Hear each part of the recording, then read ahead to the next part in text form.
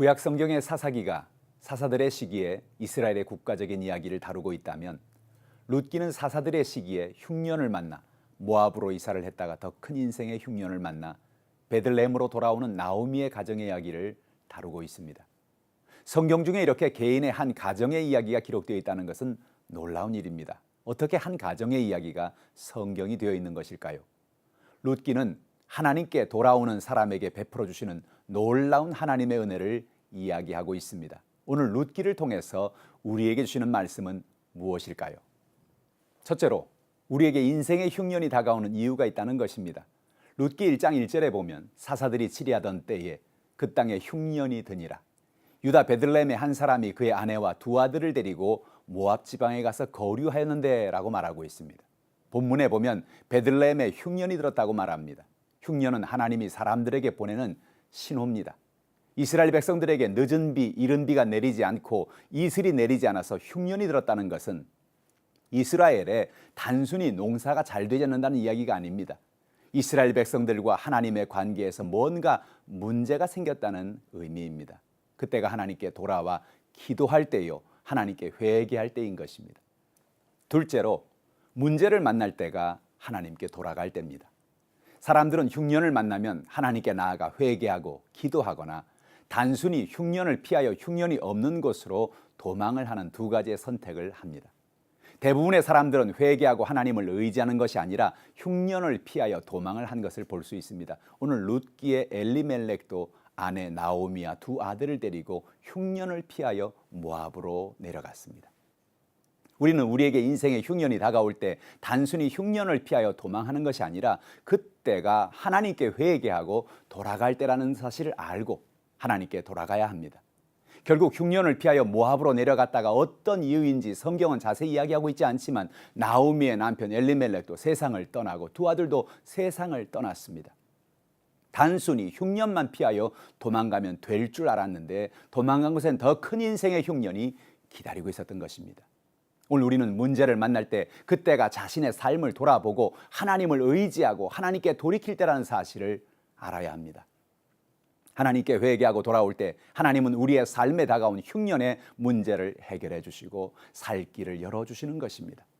셋째로 하나님을 의지하고 믿음으로 살 때 하나님은 길을 열어주십니다. 룻기 1장 6절에 보면 그 여인이 모압 지방에서 여호와께서 자기 백성을 돌보시사 그들에게 양식을 주셨다함을 듣고 이에 두 며느리와 함께 일어나 모압 지방에서 돌아오려 하여라고 성경은 말합니다. 남편과 두 아들을 잃은 나오미는 두 아들이 모압에서 결혼한 모압 여인 오르바와 룻과 함께 남았습니다. 나오미는 살 길이 막막했습니다. 그때 나오미는 베들레헴에 온 소식을 듣게 되었습니다.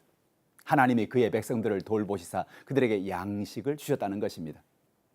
여기서 우리가 주목할 부분은 이스라엘의 농사가 잘 되기 시작했다는 이야기가 아닙니다. 하나님이 이스라엘 백성들을 돌보시사 그들에게 양식을 주셨다는 사실인 것입니다. 이스라엘 백성들이 회개하고 우상을 제하여 버리고 하나님께 돌아올 때 이방 민족의 손에서 그들을 건져주시고 그들에게서 흉년을 떠나게 하시고 양식을 주신 것이지요. 나오미는 인생의 더 큰 흉년을 만나면서 베들레헴에서 흉년을 피하여 모압으로 내려온 것이 얼마나 어리석은 생각이었는지를 깨닫게 되었습니다. 그리고 자신의 살 길은 이제 하나님의 집으로 돌아가는 것밖에 없는 것임을 알게 된 것입니다. 이제는 남편도 아들도 없습니다. 이방 땅에서 할 수 있는 것은 아무것도 없었습니다. 그래서 나오미는 하나님의 땅으로 돌아가 믿음으로 살기로 결단한 것입니다. 나오미는 베들레헴으로 돌아가기 전에 먼저 며느리들에게 자유를 주기로 결단했습니다. 이방인 며느리들이 이스라엘까지 가서 고생할 이유가 없었기 때문입니다. 그들은 모압에 남아서 새로운 삶을 살 수가 있었습니다. 그것이 나오미가 두 며느리에게 줄 수 있는 유일한 선물이었습니다. 룻기 1장 8절에 보면 이렇게 말하지요. 나오미가 두 며느리에게 이르되 너희는 각기 너희 어머니의 집으로 돌아가라. 너희가 죽은 자들과 나를 선대한 것 같이 여호와께서 너희를 선대하시기를 원하며 라고 말합니다. 사실 이런 결단을 내리는 것은 쉬운 일이 아니었을 겁니다. 나오미도 나이가 많아서 베들레헴으로 돌아가면 앞으로 어떻게 살아야 할지 길이 없었기 때문에 그렇습니다. 자신만 생각한다면 두 며느리가 자신을 따라와서 자신의 노년의 삶을 도와주는 것이 현실적으로는 더 좋은 생각이었을 것입니다. 그러나 나오미는 하나님이 자신을 돌봐주실 것을 믿었습니다. 두 며느리가 자신의 집으로 돌아갈 것을 그래서 그는 권한 것입니다. 이제는 살든지 죽든지 흥하든지 쇠하든지 모든 것을 하나님께 맡기고 믿음으로 살기로 결단하는 것입니다. 그러자 놀라운 일이 일어났습니다. 며느리 중에 하나인 룻은 자신이 목숨을 다하여 시어머니를 봉양하겠다고 나온 것입니다. 하나님은 룻을 통하여 나오미를 돌봐 주실 것을 계획하고 계셨던 것입니다. 우리는 인생을 살아가면서 흉년을 만납니다. 그때가 하나님께 돌아올 때입니다.